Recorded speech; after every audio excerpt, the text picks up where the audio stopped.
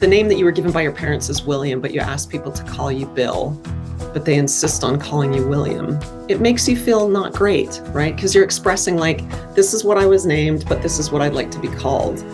And it shows, again, a consideration and respect for like, oh, okay, your name is really Bill, I'm going to call you Bill. It's similar to say like, please use they, them pronouns because they describe my gender identity better than she or he.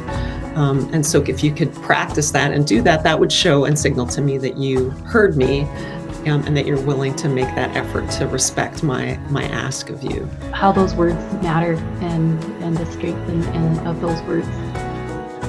And it's okay to make a mistake, because people are learning. But once you've been told, remember that. You can only fall back on, oh, I'm just learning for so long. I never felt like a typical what you were supposed to be in the 1970s and 80s girl and then woman. So then the only word really that people called me, whether I wanted to be called that or not, were words like dyke and butch. It was really kind of, I think, probably in the late 2000s, early maybe 2009, 2010, 2011, where I was like, there was more discussion about a different use of pronouns, a third person pronoun. It's so validating. It feels like I matter. It feels like I'm being seen. For those who even come back and say, hey, I realized I said she, her, or I realized I said ladies. When they come back and they say, that they're sorry about that, it makes, I feel that that I as a person matter. It feels great. I mean, you feel seen and heard, right?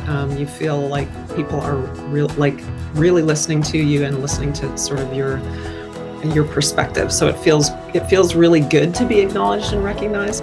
It's like a denial of who they are, and that can be really difficult. Because it's like saying to the person that their identity doesn't matter, or that it's just a binary identity of male and female, and